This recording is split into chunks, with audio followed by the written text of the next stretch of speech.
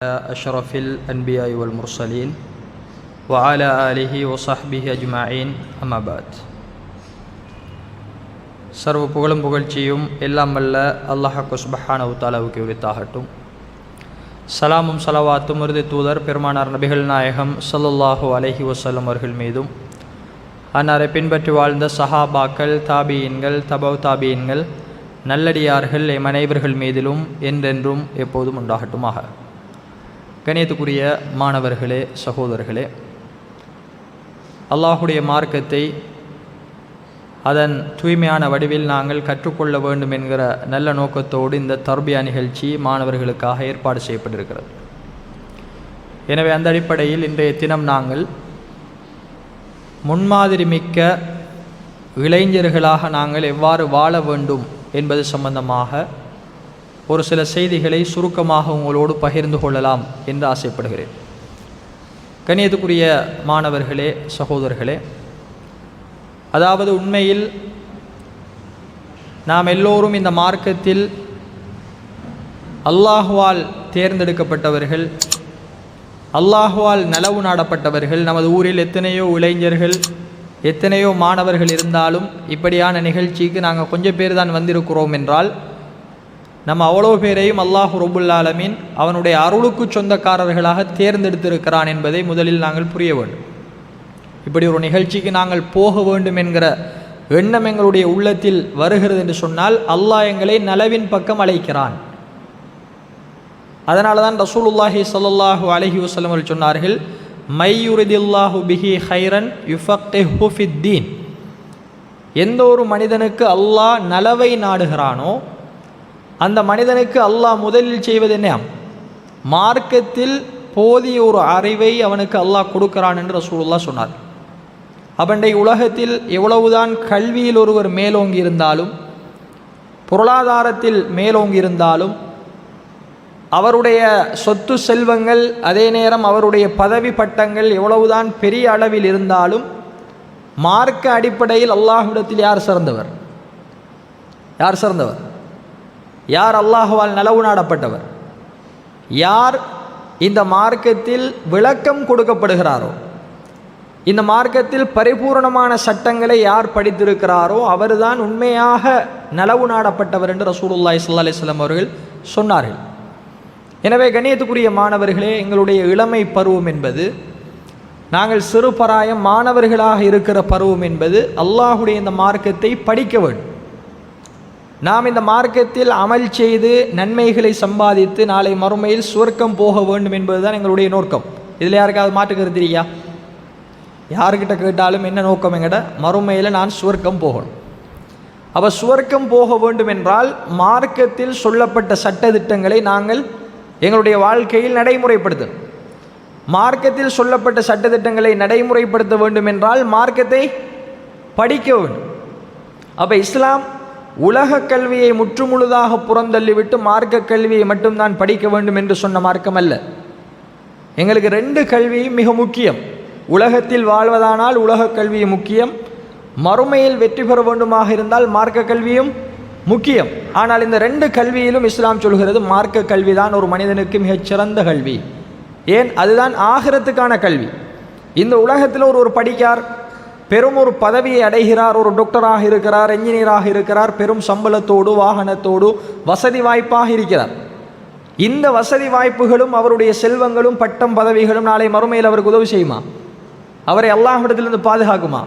எதுவும் பயனளிக்காது. மௌத்தானால் எல்லாம் முடிஞ்சு. அவர் ஓடுன கார்ல இருந்து, அவருடைய பதவி பட்டங்கள்லேருந்து எல்லாம் முடிஞ்சு. அதை அல்லாஹ் குர்ஆனில் சொல்லி காட்டுறான், ஹலக அன்னி சுல்தானியா மா அகுனா அன்னி மாலியா. நான் சம்பாதித்த என்னுடைய சொத்து செல்வங்கள் எனக்கு பயனளிக்காமல் போய்விட்டதே என்று மனிதன் அல்லாஹ்விடத்தில் நாளை மறுமையில் அங்கலாய்ப்பான். அவனுடைய சொத்து செல்வங்களை கொண்டு அவன் வெற்றி பெற இயலாது. நாளை மறுமையில் அல்லாஹ்விடத்தில் லஞ்சம் கொடுக்க இயலாது. மலக்குமார்கள் எங்களை வழி நடத்துகிற பொழுது அங்கே லஞ்சம் கொடுத்து தண்டனைகளிலிருந்து தப்ப முடியாது. அப்போ அல்லாஹ் சொல்கிறான், மா அகுனா அன்னி மாலியா ஹலக அன்னி சுல்தானியா. என்னுடைய பட்டம் பதவிகள் அதிகாரங்கள் எல்லாம் அழிந்து போய்விட்டது என்று மனித நாளை மறுமையில் சொல்லுவானாம். அப்போ நாங்கள் இந்த உலகத்தில் தேடுகிற இதையும் கொண்டு போய் பட்டம் பதவிகள் பணங்களை கொண்டு போய் நாங்கள் மறுமையில் வெற்றி அடையலாம். அப்போ மறுமையில் வெற்றியடைய வேண்டுமாக இருந்தால் இந்த மார்க்கம் எதை செய்ய வேண்டும் எதை செய்யக்கூடாது என்று எங்களுக்கு வழிகாட்டியிருக்கிறதோ அதை செய்தால் மட்டும்தான் நாங்கள் என்ன செய்யலாம், வெற்றி பெறலாம்.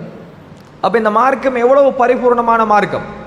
இந்த மார்க்கத்தில் நீங்கள் எதை எடுத்தாலும் அழகான வழிகாட்டல்கள் சொல்லப்படுது. எந்த ஒரு இபாதத்தை எடுத்தாலும், எந்த ஒரு நடைமுறையை எடுத்தாலும், எந்த ஒரு கொடுக்கல் வாங்கலை எடுத்தாலும், வியாபாரத்தை எடுத்தாலும், நீங்கள் எதற்குள் போனாலும் அதற்கு மார்க்கம் வழிகாட்டி. அதனால தான் இஸ்லாத்தை நாங்கள் பரிபூர்ணமான மார்க்கம் என்று சொல்கிறோம். அல்லாஹ் சொல்கிறான், இன்ன தீன இந்தல்லாஹில் இஸ்லாம், அல்லாஹ்விடத்தில் ஏற்றுக்கொள்ளப்பட்ட தீன் என்பது இஸ்லாமிய மார்க்கம் தான் என்று குர்ஆன் சொல்கிறது. அப்போ இந்த மார்க்கத்தை ஒரு நபி அனுப்பி, அந்த நபியை இறுதி தூதராக அனுப்பி, அவருக்கு குர்ஆனையும் சுன்னாவையும் அவருடைய கையில் கொடுத்து அல்லாஹ் ரப்புல் ஆலமீன் இந்த சமுதாயத்தை வழிநடத்தியிருக்கிறார். அப்போ ரசூலுல்லாஹ் எங்களுக்கு தெளிவாக சொல்லி தந்திருக்கிறார்கள், எதெல்லாம் செய்ய வேண்டும் ஹலாலான காரியங்கள், எதெல்லாம் செய்யக்கூடிய கூடாது ஹராமான காரியங்கள் என்பது எங்களுக்கு வழிகாட்டப்பட்டிருக்கிறதா இல்லையா? எங்களுக்கு சொல்லித்தரப்பட்டிருக்கு தெளிவாக. இதை சாப்பிட வேண்டும், சாப்பிடக்கூடாது, இதை பேச வேண்டும், இதை பேசக்கூடாது, இதை செய்ய வேண்டும், இதை செய்யக்கூடாது, இங்கு போக வேண்டும், இங்கு போகக்கூடாது. இப்படி மார்க்கம் எங்களுக்கு மிக தெளிவான வழிகாட்டலை சொல்லி தந்தது. எதை எடுத்தாலும் சில காபிர்கள் சஹாபாக்கள்கிட்ட கேள்வி கேட்டார்கள், முஹம்மது உங்களுக்கு சிறுநீர் கழிப்பதையும் சொல்லித் தருகிறாரா? சிறுநீர் கழித்து விட்டு சுத்தம் செய்வதை கூடவா இந்த மார்க்கம் உங்களுக்கு சொல்லித் தருகிறது என்கிற அளவுக்கு காபிர்கள் ரசூலுல்லாஹி ஸல்லல்லாஹு அலைஹி வஸல்லம் அவர்களுடைய வழிகாட்டலை கிண்டல் அடித்தார். ஆனால் இன்று விஞ்ஞானம் ஏற்றுக்கொள்கிறது, ரசூலுல்லாஹி ஸல்லல்லாஹு அலைஹி வஸல்லம் அவர்கள் உணவு பழக்க வழக்கங்களில், அதே மாதிரி ஒரு மனிதன் தன்னுடைய தேவைகளை பூரணப்படுத்துகிற காரியங்களில் இஸ்லாம் காட்டுகிற வழிகாட்டல் தான் ரொம்ப சிறந்தது என்று இன்று வைத்தியத்துறையும் விஞ்ஞானமும் அங்கலாய்ப்பதை பார்க்கிறோம். அன்று காவிர்கள் நக்கல் அடித்தார், கிண்டல் அடித்தார். ஆனால் இந்த மார்க்கம் பரிபூர்ணமானது, அல்லாஹுடைய தீன், என்றும் இது மாறாத ஒரு மார்க்கம். அன்று தொடக்கம் இன்று வரைக்கும் தீன் என்றால் ஒன்றுதான். எது சொல்லித்தரப்பட்டிருக்கிறதோ அதில் எந்த மாற்றமும் வராது. அப்போ அந்த அளவுக்கு பரிபூர்ணமாக பர்ஃபெக்டாக அல்லாஹும் அல்லாஹுடைய தூதரும் இந்த மார்க்கத்தை எங்களுடைய கையிலே தந்திருக்கிறார். அப்போ இது யாருக்கு மிக முக்கியமான ஒரு விடயம் என்றால், எங்களைப் போல இளைஞர்கள். நாங்கள் இப்போ இளைஞர்களாக சிறு வயதிலே வாழ்ந்து கொண்டிருக்கிறோம். நாங்கள் முதலாவது உணர வேண்டியது, இந்த இளமை பருவத்தை பற்றி அல்லாஹ் என்னிடத்திலும் உங்களிடத்திலும் நாளை மறுமையில் கேள்வி கணக்கு கேட்க இருக்கிறான். சும்மல துஸ்அலுன்ன யௌமைதின் அனின் நஈம். பின்னர் நீங்கள் மறுமையில் உங்களுக்கு தரப்பட்டிருக்கிற நிஅமத்துக்கள் குறித்து அல்லாஹ்விடத்தில் விசாரிக்கப்படுவீர்கள் என்று அல்லாஹுடைய குர்ஆன் சொல்லி காட்டு. அப்போ மிக பெரும் நிஅமத் என்ன? எங்கள் அல்லாஹ் படைக்கக்கூடையே வயோதிபனாக படைத்திருந்தால் எங்களோட நிலைமை என்ன? சிந்திச்சு பாருங்க. இப்போ எங்களால் ஒரு மதிலுக்கு மேலால் பாயலும், ரோட்டில் வேகமாக ஓடையிலும், ஒரு 100 மீட்டர் நாங்கள் ஓட்ட போட்டியில் கலந்து கொள்ளையிலும், மரதன் ஓடையிலும், எதை வேண்டுமானாலும் எந்த நேரத்தில் வேண்டுமானாலும் சாப்பிடலும், எதையும் நாங்கள் கூவத்தாக கடினமாக கடித்து சாப்பிடலாம். அந்த அளவுக்கு சக்தியையும் ஒரு பலத்தையும் இளைஞர்களாக இருக்கிற எங்களுக்கு அல்லாஹ் தந்திருக்கானா இல்லையா? அப்போ இந்த ரப்பு எங்களை இவ்வளவு இளமையோடு படைத்து எல்லா வசதிகளையும் செய்து தந்து எல்லாத்தையும் எங்களுக்கு இலகுபடுத்தி தந்திருக்கிறான் என்றால், நோய் நொடி இல்லாத இந்த ஆரோக்கியமான பருவம் என்பது என்ன? எங்களுக்கு அல்லாஹ் தந்த நிஅமத். இதை முதலாவது நாங்கள் புரிய வேண்டும். இளமை பருவம் என்பது அல்லாஹ் தந்த நிஅமத். அல்லாஹ் குர்ஆனில் சொல்லும் பொழுது சொல்கிறான், உங்களை நாங்கள் ஆரம்பத்தில் பலவீனமாக படைத்தோம். பலவீனம்னா என்ன? தாயின் வயிற்றிலிருந்து பிறந்து நாங்கள் குழந்தையாக வாரோம். ஏதாவது பலம் இருந்துச்சாங்கிட்ட ஒளிமி நடக்க இயலுமா? பசிச்சால் எடுத்து சாப்பிட இயலுமா? பசிச்சா குடிக்க இயலுமா? அழத்தான் இயலும். நாங்கள் அழுதால் தாய் எங்களுக்கு பால் ஊட்டுவாள். அப்போ 2 வயது 1.5 வயதை அடையும் வரைக்கும் எங்களுக்கு எந்த பலமும் இருக்கல, எந்த பலமும் உடம்புல இருக்கல. எங்களோட தேவையை கூட நாங்கள் பூர்த்தி செய்ய முடியாத அளவுக்கு படுத்த படுக்கையில் சிறுநீர் கழிப்போம். எங்களுடைய 2 தேவைகளை நாங்கள் நிறைவேற்றும், தாய் தந்தை க்ளீன் பண்ணுவாங்க. அப்போ அல்லாஹ் குர்ஆனில் சொல்கிறான், உங்களை நாங்கள் பலவீனமாக படைத்தோம், பிறகு உங்களை நாங்கள் குவத்தானவர்களாக பலமுள்ள கட்டிலமை பருவத்தை உடைய இளைஞர்களாக ஆக்கிறோம் என்று குர்ஆன் சொல்லுது. அப்போ பலவீனமாக இருந்த எங்களுக்கு இந்த அழகான உடம்பை தந்து எந்த குறையும் இல்லாமல் அல்லாஹ் எங்களை படைச்சிருக்கான். இது அல்லாஹ் தந்த மிக பெரும் நிஅமத். லகத் ஹலக்னல் இன்சான ஃபீ அஹ்ஸனி தக்வீம். இன்றைக்கு நாங்கள் எங்களோட வயசோட ஒத்த எத்தனையோ பிள்ளைகளை பார்த்துருப்போம், கால் இல்லாமல், அவர்கள் டவுன் சிண்டமாக, அதாவது பிறப்பிலேயே அவர்கள் மூளை வளர்ச்சி குறைந்த குழந்தைகளாக பிறந்து இன்றைக்கும் வாழ்ந்து கொண்டிருக்கான். அப்போ அப்படியெல்லாம் அல்லாஹ் எங்களை படைக்காமல் பார்க்குறதுக்கு கூர்மையான 2 கண்டை தந்திருக்கான், நடக்கிறதுக்கு 2 ஆரோக்கியமான காலை தந்திருக்கான், சிந்திச்சு நாங்கள் பரீட்சையில் பாஸ் பண்ணுவதற்கு எல்லா காரியங்களையும் செய்வதற்கு அழகான மூளையை தந்திருக்கான், ருசியாக சாப்பிட்றதுக்கு நாவை தந்திருக்கான். இப்படி அல்லாஹ் எத்தனையோ அருள்களை செய்து இளைஞர்களாக எங்களை ஆக்கிறியான். எதையும் நாங்கள் சாதிக்கிற வயசுன்னு சொல்லுவாங்க இந்த வயசு. அப்போ கணியத்துக்குரிய மாணவர்களே, அல்லாஹ் சொல்கிறான், பலகீனமாக இருந்த உங்களை பலமானவர்களாக நாங்கள் மாற்றினோம், மீண்டும் உங்களை பலத்திலிருந்து பலகீனமானவர்களாக நாங்கள் ஆக்குவோம் என்று சொல்லலாம். அதுதான் என்ன முதுமை பருவம். இப்போ இளைஞர் பருவமாக இருக்கிற நம்ம 10 வயசு 15 20 25 30 40 தாண்டி நாங்கள் என்ன போகுது, 60 ஆனால் 70 ஆனால் மீண்டும் பலகீனம், மீண்டும் நாங்கள் சின்ன பிள்ளை மாதிரி ஆயிரும். அவரால் நடக்க முடியாது, விரும்பியதை சாப்பிட முடியாது, இப்போ பாயிற மாதிரி ஒரு மதிலுக்கு மேலால் அவரால் பாய முடியாது, ஓட முடியாது, அவர் நின்ற நிலையில் படுத்த படுக்கையில் அவருடைய தேவைகள் நிறைவேற்றுகிற அளவுக்கு பலகீனமாக நோயாளிகளாக போயிடும். இது அல்லாஹ் வைத்திருக்கிற சுற்றுவட்டம், இது இயற்கை. ஒருவர் பிறந்து இளமையிலிருந்து கட்டிளமை பருவத்தை அடைந்து மீண்டும் முதுமைக்கு போவார் என்பது அல்லாஹுடைய சுழற்சி முறை. அப்போ ரசூலுல்லாஹி ஸல்லல்லாஹு அலைஹி வஸல்லம் அவர்கள் ஒரு செய்தியை சொல்கிறாங்க, நிஅமதானி மக்பூனுன் ஃபீஹிமா கஸீரும் மினன் நாஸ். 2 நிஅமத்துக்கள் இருக்கிறது, அந்த 2 நிஅமத்துக்களிலும் அதிகமான மக்கள் பொடுபோக்காக இருக்கிறார்கள். என்னென்ன நியமத் தெரிஞ்சவங்க பாப்போம். 2 நியமத்துக்கள் இருக்காம், அந்த 2 நியமத்துக்களிலும் மனிதர்களில் அதிகமானவர்கள் அலட்சியமாக பொடுபோக்காக இருக்கிறார்கள். தெரிஞ்சாக்கள் சொல்லுங்க, என்ன அந்த 2 நியமத்து?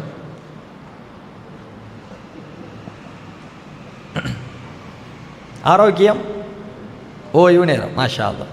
அப்போ ரசூலுல்லாஹ் சொல்கிறாங்க, அஸ்ஸஹத்து வல் ஃபரா. முதலாவது நிஅமத் அல்லாஹ் எங்களுக்கு தந்திருப்பது என்னென்று சொன்னால் ஆரோக்கியம். ஆரோக்கியமான நோய் இல்லாத வாழ்வு தான் என்ன ஆரோக்கியமான வாழ்வு. இது அல்லாஹ் தந்த அருளா இல்லையா? 2வது என்ன? அல் ஃபரா, எங்களுக்கு கிடைக்கிற ஓய்வு நேரம். ஓய்வு நேரம் கிடைச்சா என்ன செய்யணும்? நல்ல கேம் ஒன்று விளையாடணும். அப்படியா? ஓய்வு நேரம் கிடைச்சா என்ன செய்யணும்? இஸ்லாம் ஓய்வு நேரத்தை எதற்கு பயன்படுத்தினால் அது நிஅமத் என்று சொல்கிறது. இப்போ நாங்கள் எந்த வேலையும் இல்லை, ஓய்வு என்பதனால் வந்து அல்லாஹ்வுடைய மாளிகையில் அமர்ந்து இந்த பயான கேட்கும், இந்த தர்பியாவில் கலந்து கொண்டிருக்கோம். அப்போ எங்களுடைய ஓய்வு நேரத்தை பிரயோசனமான ஒரு அமலில் நம்ம கழிக்கும். இப்போ நம்ம இருக்கிற நேரமெல்லாம் நமக்கு நன்மை எழுதப்படுதா இல்லையா? நன்மை எழுதப்படுது. எந்த ஒரு கூட்டம் அல்லாஹ்வுடைய பள்ளிவாசலில் உட்கார்ந்து அவனுடைய மார்க்கத்தை தங்களுக்குள் படித்து கொள்கிறாங்களோ, மலக்குமார்களை அனுப்பி அல்லாஹ் உங்களுடைய பெயர்களை எல்லாம் அவனுடைய பட்டியலில் பதிவு செய்கிறான் என்று ரசூலுல்லாஹ் சொன்னார். அதே நேரம் அல்லாஹ்வுடைய தூதரவர்கள் அல்லாஹ்வுடைய சக்கீனத், அமைதி இந்த சபைக்கு வருகிறது என்று சொன்னார். என மலக்குமார்கள் எங்களை சூழ்ந்திருக்கிறார்கள் என்று ரசூலுல்லாஹ் சொன்னார். அப்போ இப்படிப்பட்ட ஒரு சபையாக அல்லாஹ் எங்களுக்கு நாங்கள் கழிக்கிற அந்த ஓய்வு நேரத்தை ஆக்கியிருக்கிறான். அப்போ இப்படி ஒரு மனிதன் தன்னுடைய ஆரோக்கியத்தையும் ஓய்வு நேரத்தையும் சரியாக பயன்படுத்துவது அல்லாஹ் தந்த மிக பெரும் நிஅமத்.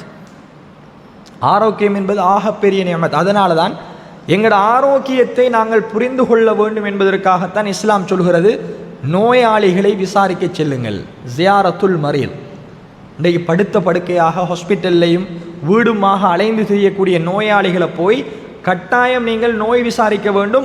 அது ஒரு முஸ்லீம் இன்னொரு முஸ்லீமுக்கு செய்ய வேண்டிய கடமைகள் ஒன்று இஸ்லாம் சொன்னதற்கு காரணம் என்ன? ஒரு நோயாளியை போய் பார்த்தா தான் அல்ஹம்துலில்லாஹ் நான் எவ்வளவு அழகாக இருக்கேன், எனக்கு என்ன ஆரோக்கியம் இருக்கிறது என்பதை நம்ம புரிஞ்சு கொள்வோமா இல்லையா? இன்றைக்கு எத்தனையோ நோயாளிகள் படுத்த படுக்கை, அவரால் அவருடைய சுய தேவையை கூட நிறைவேற்ற முடியாது. ஆனால் அப்படி இல்லை, அல்லாஹ் எங்களுக்கு எல்லாத்தையும் இலவுபடுத்தி தந்திருக்கான். சில நோயாளிகள் விரும்பிய சாப்பாட்டை சாப்பிட இயலாது, அவர்கிட்ட பணம் இருக்கி, அவரிடத்தில் செல்வம் கொட்டி கிடக்கிறது, வாகனங்கள் இருக்கிறது, மாடா மாளிகையில் வாழ்கிறார், ஆனால் விரும்பின சாப்பாடு சாப்பிடலாம், கட்டுப்பாடு போடப்பட்டி.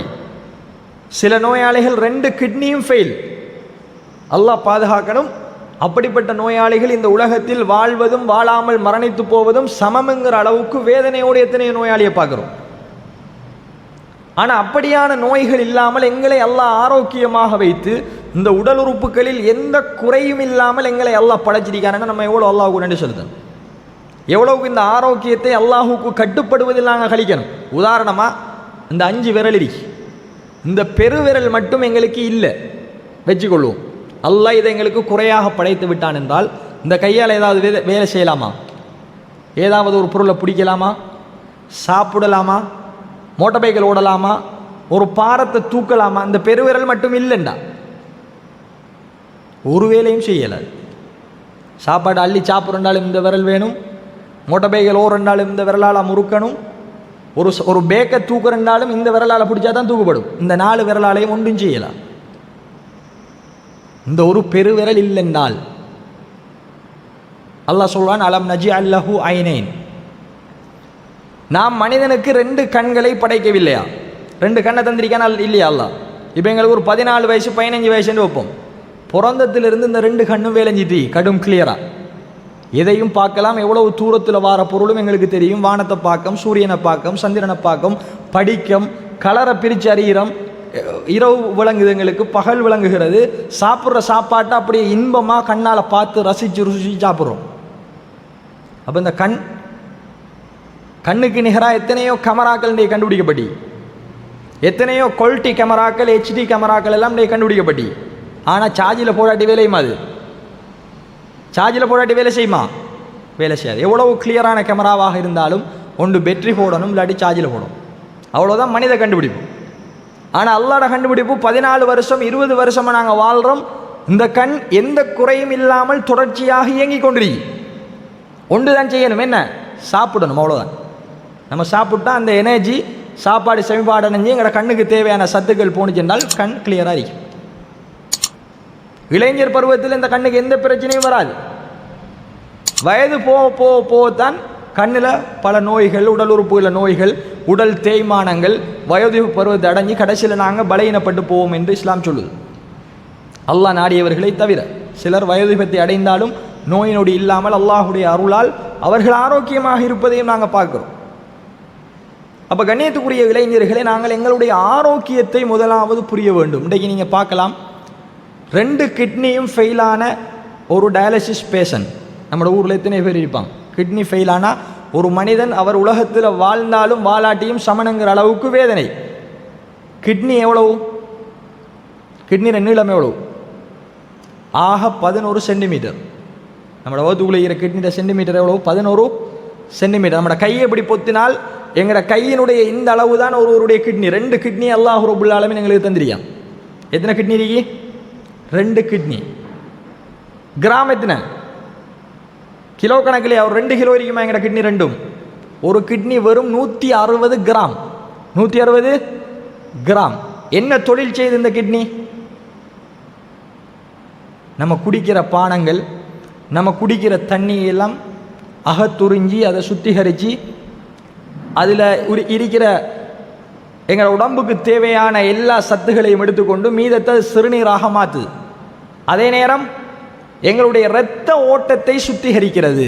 கிட்னி செய்கிற மிக பிரதானமான தொழில் என்ன? எங்களோட இரத்தத்தில் இருக்கிற நச்சுத்தன்மைகளை எல்லாம் அகத்துறிஞ்சி கழிவுகளை அகற்றிவிட்டு எங்களுடைய இரத்தத்தை சுத்தமாக சுத்திகரிப்பது தான் கிட்னி செய்கிற பிரதானமான வேலை.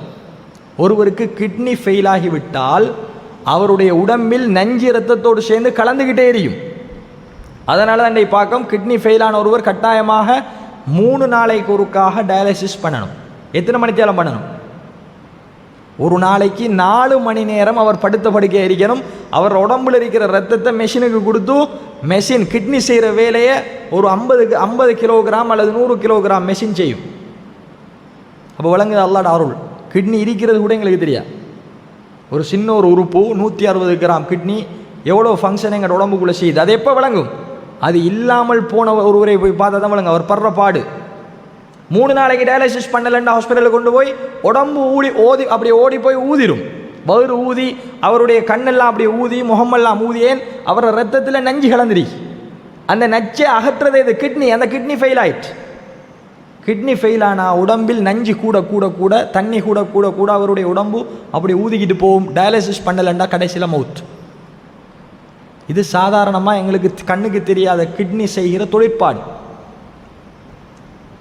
அப்போ எங்களுக்கு அல்லாஹ் எந்த குறையும் இல்லாமல் 2 கிட்னியை வச்சு நாங்கள் சிந்திக்காமலேயே நம்ம அதுக்காக எந்த நேரமும் ஒதுக்காமலேயே இல்லாட்டி ஹாஸ்பிட்டலில் போய் 4 மணி நேரம் படுக்கணும். படுத்த படுக்கையாக படுத்தா தான் அந்த ரத்தம் இயற்கையாக இல்லை செயற்கையாக சுத்திகரிக்கப்படும். ஆனால் உடம்பு இயற்கையாக இதையெல்லாம் செஞ்சுக்கிட்டு நம்ம சாப்பிட்டு போட்டு படுத்துருவோம். ஆனால் உள்ளுக்கு மெஷின் என்ன செய்யுது?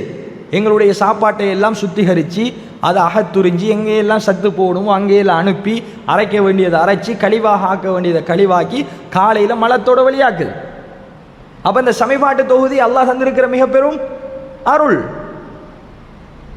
தூக்கம் அது மிக பெரும் ஒரு அருள். என்னதான் நம்ம வேலை செஞ்சாலும் பகலில் ஓடி திரிஞ்சாலும் அல்லாஹ் சொல்கிறான், உங்களுக்கு இரவை நாங்கள் ஆடையாக ஆக்கியிருக்கிறோம். சுபாத்தா வஜஅல்னா அல்லைல லிபாஸா, உங்களுக்கு இரவை நாங்கள் ஆடையாகவும் அதே நேரம் உங்களுக்கு நாங்கள் தூக்கத்தை ஓய்வு நேரமாகவும் தந்திருக்கோம் என்று அல்லாஹ் சொல்கிறான்.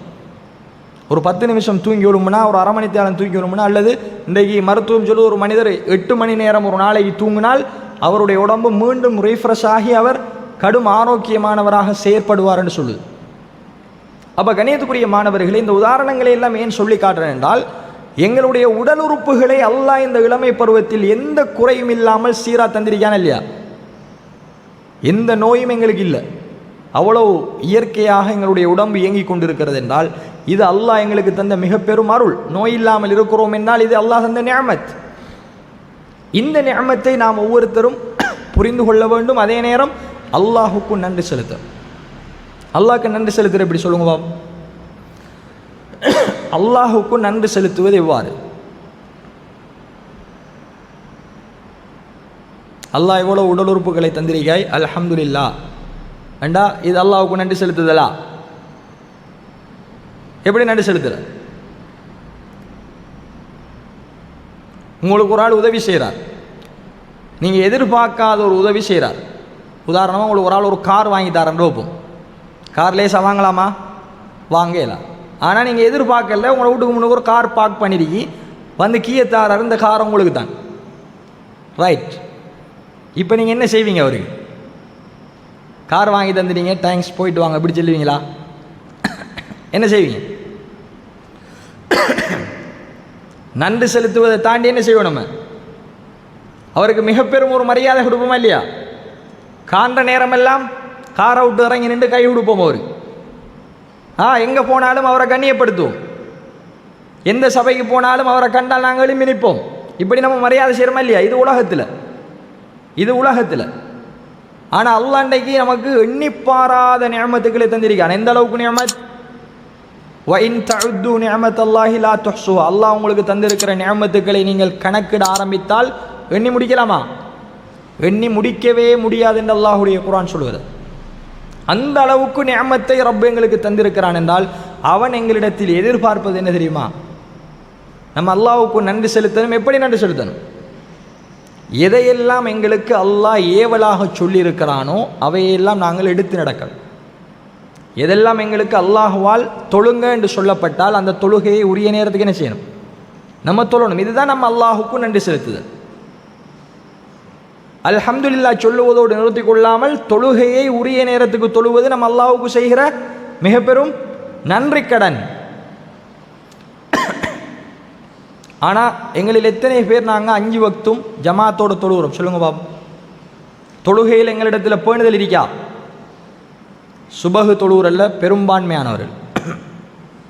லுஹர் தொழுதால் அசர் தொழுகிறல்ல. நம்ம எல்லாரிடத்திலும் இருக்கிற பலகீனம். மஹரி தொழுதால் இஷாவுக்கு ஏதாவது வேலை வந்தால் இஷா கணக்கிலும் இல்லை. நமக்கு எப்பயாவது ஞாபகம் வந்தால் மட்டும்தான் 5 வக்து தொழுகிறோம். இல்லாட்டி ஒரு 2 வக்து ஒரு நாளை தொழுகிற முஸ்லீம்களாக தான் நாங்கள் இருக்கோமா இல்லையா? கூட்டாளிமாரோட சேர்ந்தால் வெளியே எங்கேயாவது போனால் பயணம் போனால் தொழுகையே இல்லை. அப்போ இது அல்லாஹுக்கு நன்றி செலுத்துவதா மாறு செய்வதா? ஒருவன் நமக்கு எல்லா அருளையும் தாரான், எல்லா வசதி வாய்ப்புகளையும் செய்து தாரான். ஆனால் நம்ம அவனுக்கு மாறு செய்கிறோம்னா அவனுக்கு என்ன வரும்?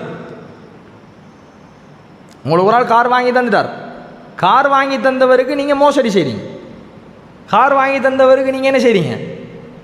மாற்றமாக நடக்கீங்கன்னா அவருக்கு என்ன வரும்? உங்கள் மீது இறக்கம் வருமா கோபம் வருமா? இறக்கம் வருமா கோபம் வருமா? கோபம் வரும். அப்போ அல்லாஹ் நமக்கு இவ்வளவு நிஅமத்துக்களை தந்து எல்லா வசதி வாய்ப்புகளையும் தந்து எங்களுக்கு அழகான சிந்திக்கிற ஆற்றலை தந்து போட்டு நம்ம அவனுக்கு நன்றி செலுத்தல, அல்லாஹுடைய இபாதத்துகளை சரியாக செய்யலை, புறக்கணிச்சோம் என்று சொன்னால் நமக்கு என்ன நடக்கும்? என்ன நடக்கும்? அல்லாஹுடைய கோபப்பார்வை வருமா இல்லையா? கோபார்வை வரும். உனக்கு எல்லாத்தையும் தந்தும் நீ என்னை புறக்கணித்தாயா, தொழலியா, ஒரு வருத்தத்தை அல்லாஹ் தருவான். அல்லாஹ் பாதுகாக்கணும், ஒரு வருத்தத்தை அல்லாஹ் தருவான். அந்த வருத்தத்திலிருந்து எங்களால் மீள முடியாமல் போயிடும். திடீரென்று நல்லா நடந்துக்கிருந்த எங்களுக்கு கால் நடக்க இல்லாட்டி எப்படி ஆகும்? திடீரென்று கிட்னி, இன்றைக்கு நிறைய இளைஞர்களுக்கு கிட்னி ஃபெயிலியர் ஆகுது. அல்லாஹ் பாதுகாக்கணும். காரணம் உணவு பழக்க வழக்கம். தொடர்ந்து சோடா குடிக்கிறது, தண்ணி குடிக்கிறல்ல, இயற்கை ஃபாஸ்ட் ஃபுட், கடை சாப்பாடு தொடர்ந்து சாப்பிடு. இந்த 20 வயசு எத்தனையோ இளைஞர்கள் 2 கிட்னியும் ஃபெயில். டயாலிசிஸ் செஞ்சு கொண்டு அல்லது கிட்னியை மாத்திரண்டா எத்தனை கோடி தேவை? 1 கோடிக்கும் மேலே ஒரு கிட்னியை டிரான்ஸ்பிளான்ட் பண்ணுறேன். அன்றைக்கு இலங்கை நாணயப்படி அன்னரம் 40,000 ரூபாய்க்கு மாற்றுறாங்க. இப்போ 1 கோடிக்கு மேலே அல்லாஹ் தந்திருக்கிற வெறும் 160 கிராம் ஒரு கிட்னியினுடைய இன்றைய விலை. அதுவும் எல்லாம் பொருந்தி போகணும். மாற்றியும் சக்ஸஸ் ஆகாமல் மகதானாக்களும் இயாங்க. அப்போ அல்லாஹ் எங்களுக்கு அப்படியான வருத்தங்களை தந்துட்டான்னா எங்களோட வாழ்க்கையே முடிஞ்சு. அப்போ அப்படியே அல்லாஹ் தராமல் அவன் தொடர்ந்தும் எங்களுக்கு ரஹ்மத்தும் இரக்கமும் காட்டணும் என்றால் நம்ம என்ன செய்யணும்? அல்லாஹ் நமக்கு தந்திருக்கிற வாய்ப்புகளையும் அந்த ஓய்வையும் ஆரோக்கியத்தையும் பயன்படுத்தி இபாதத் செய்யணும். அல்லாஹ் ஒன்றும் சொல்ல கஷ்டப்படுதல். தொடர்ந்து நீங்கள் அல்லாஹ் அல்லாஹ் என்று இபாதத் செஞ்சுக்கிட்டே இருங்க என்று மார்க்கம் சொல்லியிருக்கியா? 3 பேர் வந்தாங்க. எங்கே வந்தாங்க? ஆயிஷா நாயிகிட்ட வந்தாங்க. ரசூலுல்லாஹ் வீட்டுக்கு வந்து நபிகளாருடைய இபாதத்துகள் குறித்து விசாரிக்காங்க 3 பேரும். அப்போ கேட்டுவிட்டு ஒரு ஆள் சொல்றார், நான் என்னுடைய வாழ்க்கையில் தொடர்ந்து நோன்பு பிடிக்க போகிறேன், நோன்பை விடவே மாட்டேன் என்றார் ஒருவர். இன்னொருவர் சொன்னார், நான் தொடர்ந்து இரவையில் கியாமுல் லைல் தொழப் போறேன், தூங்கவே மாட்டேன் என்றார் ஒருவர். இன்னொருவர் சொன்னார், நான் இபாதத் செய்வதற்கு எனக்கு திருமணம் தடையாக இருக்கிறது, எனவே நான் கல்யாணம் முடிக்க மாட்டேன் என்று சொன்னார். 3 பேரும் சொல்லிவிட்டு போய்த்தாங்க. ரசூலுல்லாஹ் வீட்டுக்கு வந்தார்கள். ஆயிஷா ரலியல்லாஹு அன்ஹா அவர்கள் நடந்த சம்பவத்தை சொல்கிறாங்க. இப்படி 3 பேர் வந்தார்கள், உங்களுடைய இபாதத்துகளை விசாரித்தார்கள், நான் சொன்னதும் அவர்கள் 3 பேரும் இப்படி சொல்லிவிட்டு போகிறாங்க யா ரசூலுல்லாஹ்.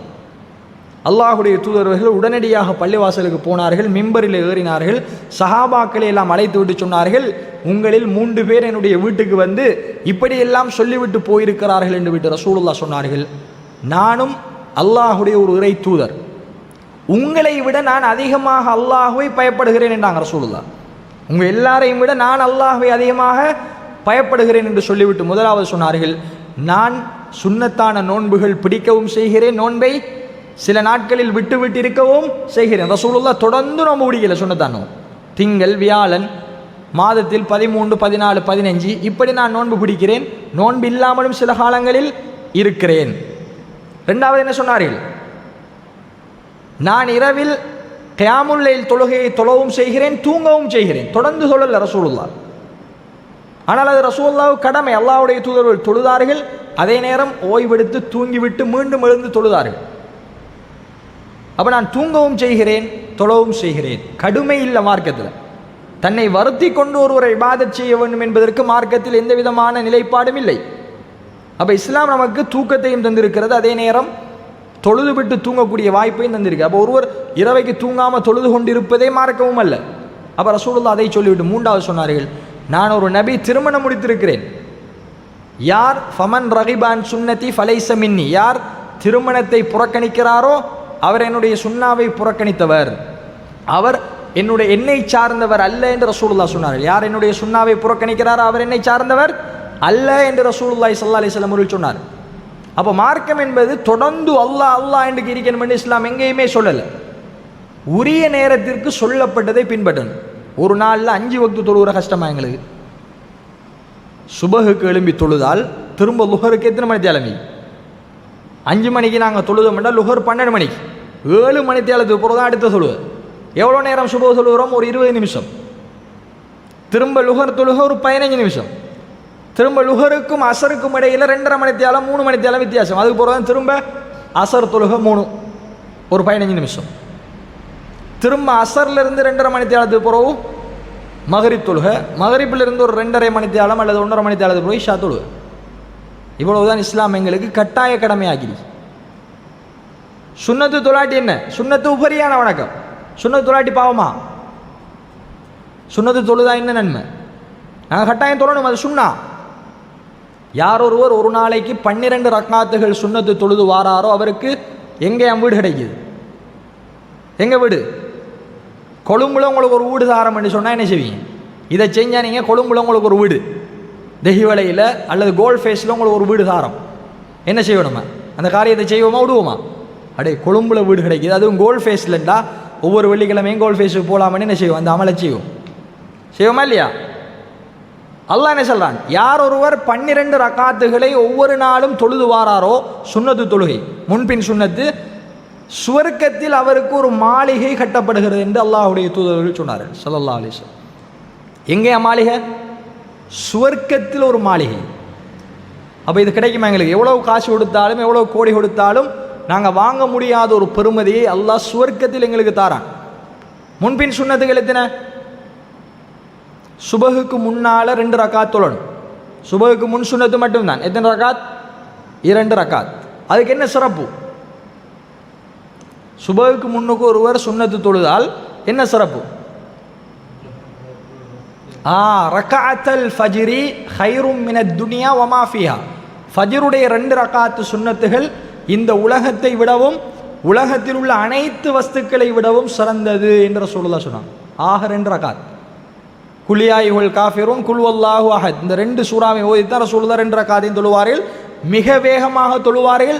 சூரத்துல் ஃபாத்திஹா ஓதினாங்களா இல்லையா என்று சந்தேகிக்கிற அளவுக்கு வேகமாக தொழுது ஒரு சுன்னத்து தொழுது சுபஹுடைய முன் சுன்னத்து 2. எங்கே தொழுதாங்க ரசூலுல்லாஹ்? இல்லை சுன்னத்தை பள்ளியிலே வீட்டை தான் அதிகமாக சுன்னத்தை ரசூலுல்லாஹ் தொழுதார்கள். அப்போ நாங்கள் எழும்புறோம் சுபகுக்கு 2 ரக்காத்து சுன்னத்தை நாங்கள் தொழுகிற கஷ்டம் எங்களுக்கு. 2 சின்ன சூறா குலியாயுல் காஃபிரூன் குல் வல்லாஹு அஹத்.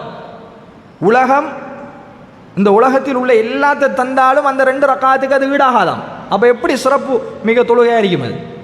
உலகத்தை தந்தாலும் சரி, உலகத்தில் உள்ள எல்லாத்தையும் கொண்டு வந்து கையில் வச்சு இந்த கையில் 2 ரக்காத்து சுன்னத்தை வச்சாலும் சுபகிட ஏதான் பெருமதி? 2 ரக்காத்து சுன்னத் தொழுவதுதான் பெருமதி. திரும்ப லுஹருக்கு முன்னால் 4 ரக்காத்து 2 தொழுவுற சலாம் கொடுக்குற, திரும்ப 2 தொழுவுற சலாம் கொடுக்குற, முன்னுக்கு 4 பின்னுக்கு 2 ரக்காத். அப்போ லுஹருக்கு மட்டும் 6 ரக்காத்து சுன்னத். அசருக்கு எந்த சுன்னத் தொழுகையும் இல்லை, எந்த சையான ஹதீஸும் இல்லை. திரும்ப மகரிபுக்கு பின்னாடி 2 மகரிப் தொழுகையை முடிச்சு போட்டு பின்னுக்கு 2 சுன்னத்து, இஷா தொழுகையை முடிச்சு போட்டு பின்னுக்கு 2, மொத்தம் 12. மொத்தம் 12 ரக்காத்துகளை ஒருவர் ஒவ்வொரு நாளும் தொழுது வரணும் பேணி. ஒவ்வொரு நாளும் 12 முன்பின் சுன்னத்து தொழணும்னா நம்ம நேரத்துக்கு பள்ளிக்கு வரணும். பாங்கு சொன்ன உடனே பள்ளிக்கு இருந்தால் தான் இந்த சுன்னத்தை தொழலாம். லுஹருடைய சுன்னத்தை 4 ரக்காத் தொழுவுறண்டா பாங்கு சொன்ன உடனே பள்ளிக்கு இருந்தால் தான் அந்த 15 நிமிஷம் கெப்புக்குள்ளே நாங்கள் 2 4 தொழலாம். இகாமத் செல்லக்குள்ள பள்ளிக்கு வந்தோம்டா சுன்னத்து தொழுவு கிடைக்காது.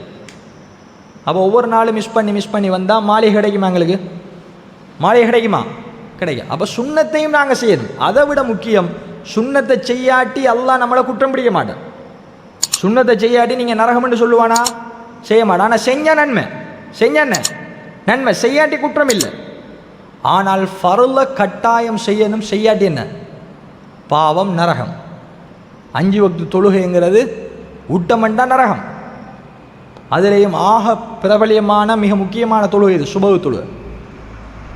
முனாஃபிக்குகள் பொடுபோக்காக இருக்கிற தொழுகைகள் 2 ரசூலுல்லாஹ் சொன்னார்கள். என்னென்ன தொழுகை? சுபஹும் இஷாவுடைய தொழுகை. யார் முனாஃபிகா? நம்ம முஸ்லிமா மூமினா? நம்ம மூமின். அவர் ரசூலுல்லாஹ் சொன்னார்கள் சுபஹ் தொழுகையும் இஷா தொழுகையும் தான் முனாஃபிக்குகளுக்கு கஷ்டமாக இருக்கும் என்று சொன்னார். அப்போ எங்களோட உள்ளத்தில் நிஃபாக்குடைய நயவஞ்சகத்தனம் வந்துவிடக்கூடாது என்றால் இந்த 2 தொழுகையிலும் நாங்கள் கவனமாக இருக்கணும். சுபஹ் தொழுதா என்ன நன்மை? சுபஹ் தொழுதா என்ன நன்மை தெரிஞ்சவங்க சொல்லுங்க. என்னமா நன்மை? மன் சல்ல சுபஹ ஃபஹுவ ஃபீ திம்மத்தில்லா. ரசூலுல்லாஹ் சொன்னார்கள், யார் சுபஹ் தொழுகையை ஜமாத்தோடு தொழுகிறாரோ அவர் அல்லாஹுடைய பாதுகாப்பில் இருக்கிறார். யார பாதுகாப்பு? அல்லாஹுடைய பாதுகாப்பு. இதோட பாதுகாப்பு இருக்கியா? அந்த நாள் ஃபுல்லாக யார பாதுகாப்பில் இருக்கிறோம்? அல்லாஹுடைய பாதுகாப்பிலும் ரஹ்மத்திலும் அவர் இருக்கிறார் என்று ரசூலுல்லாஹ் சொன்னார். இன்றைக்கு உங்களுக்கு 2 ஆமிகாரம் தாரான் பாதுகாப்பு. இது உலகத்தில் உங்களுக்கு பாதுகாப்பா இல்லையா? 2 ஆமி நமக்கு கூட எங்கே போனாலும் வருது, 2 STF வருது, 2 போலீஸ் நமக்கு கூட வருது. என்ன நம்ம என்ன நினைப்போம்? நான் தான் கடும் பாதுகாப்பானால். ஆனால் அல்லாஹ் என்ன சொல்கிறான்? சுபஹ நீங்கள் ஜமாத்தோட தொழுதால் அன்றைய தினம் ஃபுல்லாக உங்களுக்கு 6ஆம் பாதுகாப்பு. அல்லாஹ்ட பாதுகாப்புக்கு ஈடா ஏதாவது ஆகுமா? அல்லாஹ் எவ்வளோ சக்தி உள்ளவன். ஆகு என்றால் ஆயிரும், அழி என்றால் அழிஞ்சிரும். அல்லாஹ் ஒரு கட்டளை இட்டால் உடனே அதை என்ன செய்யும்? நிறைவேறுவேன். இந்த உலகத்தில் இருக்கிற எல்லாம் அல்லாஹ்வுக்கு தூசுக்கும் சமன் இல்லை. அனைத்துக்கும் அல்லாஹ் ஆற்றல் பெற்றவன். அப்படிப்பட்ட அல்லாஹ் சொல்லலாம், நீங்கள் சுபஹ ஜமாத்தோட தொழுதால் நீங்கள் என்னுடைய பாதுகாப்பில் இருக்கிறீங்க. நீங்கள் என்ன காரியத்தை செய்தாலும் அதில் அல்லாஹ்வுடைய ரஹ்மத்தும் பரக்கத்தும் இருக்கும்.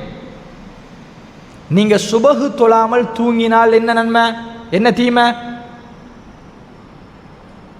சுபஹு தொழாமல் தூங்கினா ஆற கூட்டாளி என்று அல்லாஹ்வுடைய தூதர் சொன்னார். நீங்கள் ஷைத்தானின் கூட்டாளிகள். உங்களுக்கு ஆறு நண்பன், உங்களுக்கு ஆறு பாதுகாப்பு? ஷைத்தான் பாதுகாப்பு. அவன் உங்களுடைய காது மூக்கு துவாரங்களில் சிறுநீர் கழிக்கிறான் என்றாங்க ரசூலுல்லாஹ். சுபஹு தொழாமல் தூங்குறாக்கள் மூதேவியாக காலை பொழுதை அடைவார். தொழுதவர் சீதேவி, தொழுதவர் அல்லாஹ்வுடைய பாதுகாப்பு. அன்றைய தினம் உற்சாகமாக இருப்பாராம். எதை செய்யறனாலும் அவர் சாதிப்பார். அதில் பரக்கத்திரிக்கும், எந்த பிழையும் வராது. ஆனால் நம்ம எப்போ சுபஹு தொழுகிற? நாளைக்கு எக்ஸாம் பண்ணால் இன்றைக்கு சுபஹு தொழுகிற. எப்படி? நாளைக்கு எக்ஸாம் பண்ணா அன்றைக்கு இரவைக்கும் அதுக்கு முதலண்டு இரவைக்கும் சுபஹு தொழுகிற. ஏன்? அப்பா எக்ஸாம் பாஸ் பண்ணலாம்.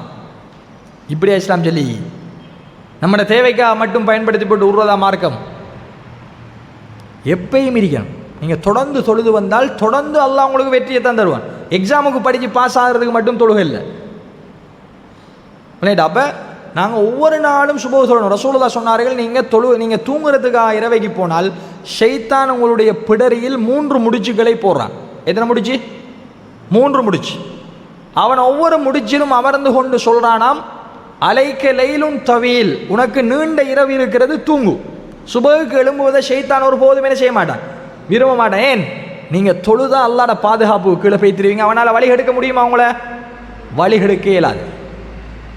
அப்போ தான் ரசூலுல்லாஹ் சொல்கிறாங்க, ஷைத்தான் உங்களை சுபஹு தொழ விடாமல் ஆக்க வேண்டும் என்பதற்காக உங்களுடைய பிடரியில் 3 முடிச்சுக்களை போடுறான். போட்டுவிட்டு நீங்கள் முழிக்கிற நேரமெல்லாம் ஷைத்தான் உங்களுக்கு சொல்கிறானாம், இன்னும் நேரம் இருக்கிறது, உனக்கு நீண்ட இரவு இருக்கிறது, தூங்கு.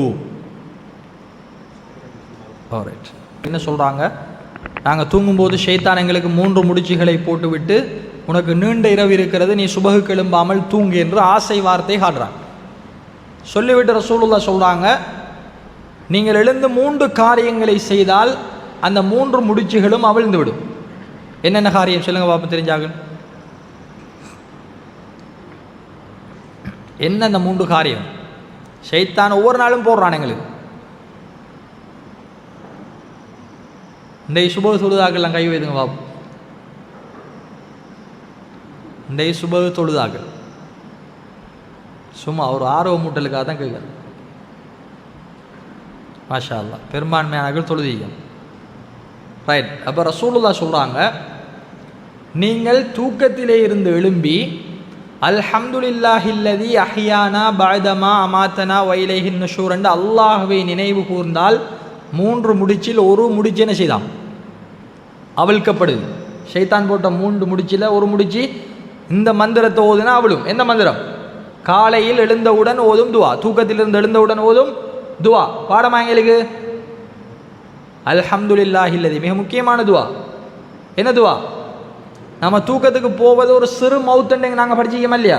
சிறு மரணம். தூக்கம் எங்கட கொண்ட்ரோலில் இருக்கா? நம்ம கண்ணை மூடுனா தூக்கம் போகுது. ஆனால் அந்த கொண்ட்ரோல் யார்ட்டை?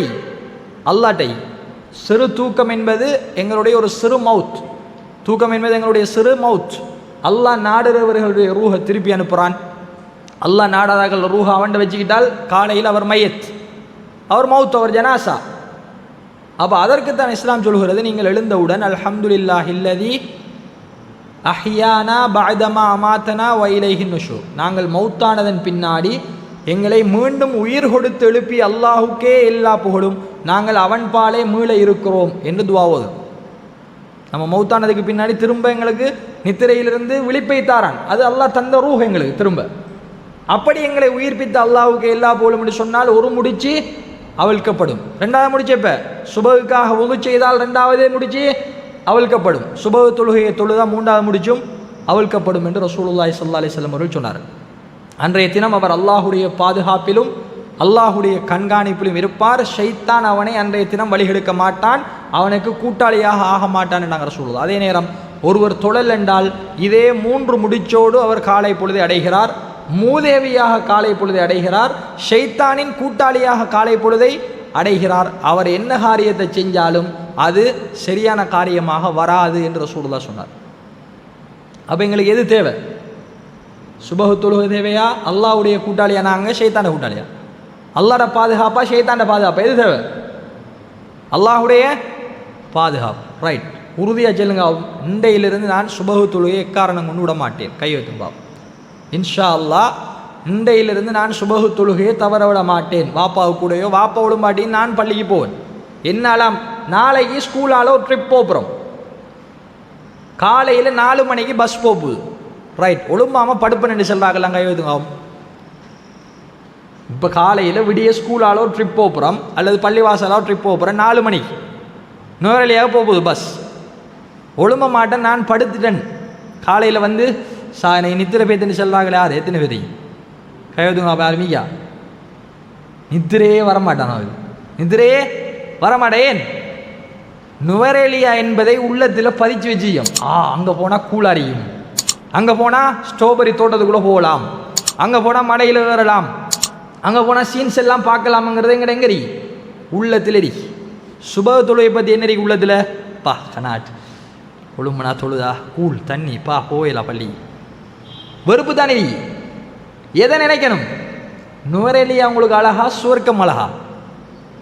சுவர்க்கத்தை நினைச்சு பாருங்க. நாளை மறுமையில் நுவரேலியா சுவர்க்கத்து பக்கத்தில் உண்டு வைக்கலாமா? நுவரேலியாவை கால் தூசுக்கும் சமன் இல்லை. சுவர்க்கம் எப்படிப்பட்ட சுவர்க்கம்? மாலா ஐனும் ராத், எந்த கண்ணும் பார்த்திராது, வலா உதுனும் சமயத், எந்த காதும் கேட்டிராது, எந்த மனித உள்ளமும் சிந்தித்திராது. கல்வி பஷர் ரசூலுல்லாஹ் சொன்னார். அப்போ எந்த மனுஷனும் இதுவரைக்கும் பார்க்கல, ரசூலுல்லாஹ் போய் பார்த்தாரு. அப்படிப்பட்ட ஒரு சுவர்க்கம். அல்லாஹ் எத்தனையோ இன்பங்கள் அதில் சொல்கிறான். உங்களுக்கு உயர்ந்த கட்டில்கள், உயர்ந்த மாடா மாளிகைகள், முத்துக்கள், பவளங்கள், சாராயம் ஆறா ஓடும், பால் ஆறா ஓடும். பால் ஆற்றுல குடிச்சிக்க, நம்ம தண்ணியில் குடிச்சிக்க, பால் ஆறு, தேன் ஆறா ஓடும். ஹூர்லீன்கள், அழகான மனைவிகள் உங்களுக்கு அங்கே இருக்கார்கள். பணிவிட செய்கிறதுக்கு சின்ன பிள்ளையில வச்சுக்க, உங்களுக்கு தண்ணி என்ன எடுத்துக்கிட்டு ஒரு ஆள் ஓடிடுவார். கோழி என்ன அப்படி கோழி அப்படி பொறிச்சு பாபிக்கு அப்படி வரும். இதெல்லாம் சுவர்க்கத்து இன்பங்கள். இப்படி எண்ணில் அடங்காத சுவர்க்கத்தை அல்லாஹ் வச்சிருக்கான். இந்த சுவர்க்கமா நுவரேலியாவா? எது கிட்ட இருக்கும்? கிட்ட நிற்குமா சுவர்க்கம் நுவரேலியா? அப்போ அந்த சுவர்க்கத்தை எங்களுடைய உள்ளத்தில் பதிச்சோம்னா சுபஹ் கொழுப்புற கஷ்டமா? கஷ்டமா லேசா? அப்போ நாங்கள் பெருமதியை சுவர்க்கமாக உள்ளத்தில் பதிக்கணும். நுவரேலியா ட்ரிப் போகிறத உள்ளத்தில் நம்ம அவ்வளோ வேகமாக பதிச்சதால தான் யாரும் ஒழுப்பாமல் 4 மணிக்கு ஒளிமி நிற்கமா இல்லையா? நம்ம ஒளிமி நிற்கமா இல்லையா? ஏன்? அந்த ட்ரிப்போட மகத்துவம் எங்களோட உள்ளத்தில் ஆழமாக பதிஞ்சு. அதை மாதிரி சுவர்க்கத்துக்கு நான் போகணும் என்பது எங்களோட உள்ளத்தில் ஆழமாக பதிஞ்சா எந்த அலாமும் தேவையில்லை, எந்த வாப்பா அம்மாவும் நம்ம ஒழுப்ப தேவையில்லை. நம்ம சரியாக டைமுக்கு ஒழும்போம், நம்ம சரியாக டைமுக்கு ஒழும்போம். அப்போ அந்த முக்கியத்துவத்தை எங்களோட உள்ளத்தில் வச்சு இன்றையிலிருந்து நான் சுபஹ் தொழுகையை தவற விட மாட்டேன். சுபஹ் ஒருவர் தொழுதா கட்டாயம் அடுத்த தொழுகை நாளையும் தொழணும். லுஹர், அசர், மக்ரிப், இஷா ஒரு நாளைக்கு 5 வக்து தொழுதா பாருங்கள். நீங்கள் இன்றையிலேருந்து ஆரம்பித்து பாருங்கள். நான் அடுத்த தரம் பேனுக்கு வரக்குள்ள என்ன சந்திச்சில்ல, நீ உங்களோட வாழ்க்கையில் என்னென்ன மாற்றம் வந்திருக்குது. நீங்கள் இந்த 5 வக்தையும் எனக்காகவோ, உங்களோட அம்மா வாப்பாக்காகவோ, பள்ளி மௌலவிக்காகவோ, நிர்வாகத்துக்காகவோ, தாவா குழுக்காகவோ, ஊருக்காகவோ தொழப்படா. அது ஷிர்க். ஒரு ஆளுக்காக தொழுதா என்ன? எனக்காக தொழுதா? மௌலவி சொல்லிட்டாரு நம்மகிட்ட இஷாவை ஜமாத்தோட தொழுவ தொழுதா என்ன நடக்கும்? எனக்கு தொழுவுறீங்களா அல்லாஹ் தொழுவுறீங்களா? எனக்காக தொழுதால் அது ஷிர்க். தொழுவை யாருக்கு இருக்கணும்? அல்லாஹுக்காக இருக்கணும். அதை சின்ன இணை வைத்தல் ஷிர்குல் அஸ்கர் என்ற ரசூலுல்லாஹ் சொன்னார். முகஸ்துதி அவள் அப்படி இருக்கப்படா. நமக்காக, நம்ம மறுமைக்காக, அல்லாஹுக்காக நான் தொழ போகிறேன்னு நீங்கள் தொழுது பாருங்கள். 5 வக்தையும் நீங்கள் இந்த மாதம் ஃபுல்லாக தொழுது வாங்க. உங்களோட வாழ்க்கையில் என்னென்ன பரக்கத்துகள் நடக்குதுன்னு பாருங்கள். எல்லாத்தையும் அல்லாஹ் லேசாகி தருவான். உங்களுக்கு படிப்பு லேசாகும், நீங்கள் கை வைக்கிற கால் வைக்கிற எல்லா காரியமும் லேசாகும். உங்களோட மனசில் நிம்மதிரியும். சுபஹ் தொழுது பாருங்கள், மனசில் என்ன இருக்கும்? நிம்மதிரியும். கஷ்டம் இருக்காது, கோபம் வராது, டென்ஷன் இருக்காது, ப்ரெஷர் இருக்காது, உங்கள் ஸ்ட்ரெஸ் இருக்காது, உங்களோட உடம்புல களைப்பு இருக்காது, அவ்வளோ ஃப்ரெஷ்ஷாக இருக்கும். ஏன்? நம்ம ஒவ்வொரு நாளும் அல்லாஹ்ட பாதுகாப்பு இருக்கும். அல்லாஹ் யார்? எங்களோட ரப்பு. அவன் ரஹ்மத்தையும் அருளையும் பொழிஞ்சு கொண்டே இருப்பான்.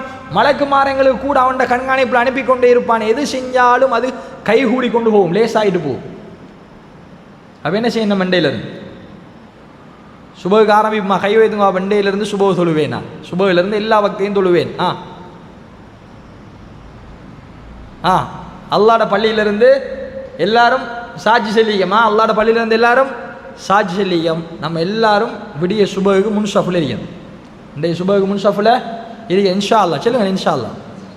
இன்ஷா அல்லா. அதை மாதிரி 5 வக்தையும் தொழணும். தொழுகை நேரம் கிடைக்கிற பொழுது தொழுகிறதா அல்ல உரிய நேரத்துக்கு தொழுகிற தொழுகையா? உரிய நேரத்துக்கு. இன்ன ஸலாத்த கானத் அலல் மூமினீன கிதாப மௌகூத்தா. நிச்சயமாக தொழுகை மூமினான அடியார்கள் மீது நேரம் குறிக்கப்பட்ட கடமை. லுஹர் அந்த நேரத்துக்கு தொழணும், சுபஹ் அந்த நேரத்துக்கு தொழணும், இஷா அந்த நேரம், மகரிப் அந்த நேரம். உரிய நேரத்துக்கு நாங்கள் தொழுதாத்தான் அந்த உரிய கூலி கிடைக்கும். ரைட்டா? அப்போ இது நாங்கள் அல்லாஹுக்கு செலுத்துகிற நன்றி. அதிகமாக அல்லாஹ் சுஜூத் செய்ய முடியுமானாக்கள் இரவை எழும்பி தஹஜ்ஜத் தொழுகிறோம். நோம்புல கியாமுல் லைலுக்கு போகிறோமா இல்லையா? தராவி தொழுகிறோமா இல்லையா? அது மாதிரி அது நோம்புல மட்டுமா கடமை? நோம்பு இல்லாத காலங்கள்லேயும் தஹஜ்ஜத் தராவி எல்லாமே எங்களுக்கு கடமை. அப்போ நாங்கள் முன்னிரவில் தொழுது போட்டு தூங்கலாம். முன்னிரவில் எங்களுக்கு பின்னுக்கு எலும்பு இல்லாட்டி முன்னுக்கு தொழுகிறோம். இல்லை பின்னுக்கு எழும்பி நான் ஒரு 3 மணி 4 மணிக்கு சுபகுக்கு முதல் தொழலாம்னா அவர் எழும்பி ஒரு 2 ரக்காத்து ஆக குறைஞ்சது தொழுது போட்டு தூங்குற கஷ்டமா? அப்படி நான் தொழுது பாருங்கள், உங்களோட வாழ்க்கையில் எவ்வளோ பரக்கத்து வருமே. அப்போ நாங்கள் முன்பின் சுண்ணத்தை 12 ரக்காத்து ஒரு நாளைக்கு தப்ப விடக்கூடாது. கட்டாயம் தொழணும். அது நன்மை, சொர்க்கத்தில் ஒரு மாளிகை கிடைக்கும். அதே மாதிரி நாங்கள் இந்த ஔராதுகள் துவாக்கள் காலையில் எழும்பினா ஓதுற துவா அல்ஹம்துலில்லாஹி அல்லதி அஹ்யானா பஅதமா அமாத்தனா வ இலைஹி நுஷூர்ங்கிற இந்த துவா, காலையில் ஓதுற துவா அல்லாஹும்ம பிக அஸ்பஹனா வ பிக அம்ஸைனா வ பிக நஹ்யா வ பிக நமூது வ இலைக நுஷூர்ங்கிற துவா, மாலையில் அல்லாஹும்ம பிக அம்ஸைனா வ பிக அஸ்பஹனா மாற்றி ஓதுறது இந்த துவா. வீட்டை விட்டு வெளியிறங்கும் போது பிஸ்மில்லாஹி தவக்கல்து அலல்லாஹ் சுப்ஹானல்லாஹி வ பிஹம்திஹி சுப்ஹானல்லாஹில் அலீம். பிரயாணம் செய்யும்போது சுப்ஹானல்லதி ஸஹ்ஹர லனா ஹாதா வ மா குன்னா லஹு முக்ரினீன். இப்படி அன்றாட துவாக்கள் இருக்கு. இதையும் பாடமாக்கணும்.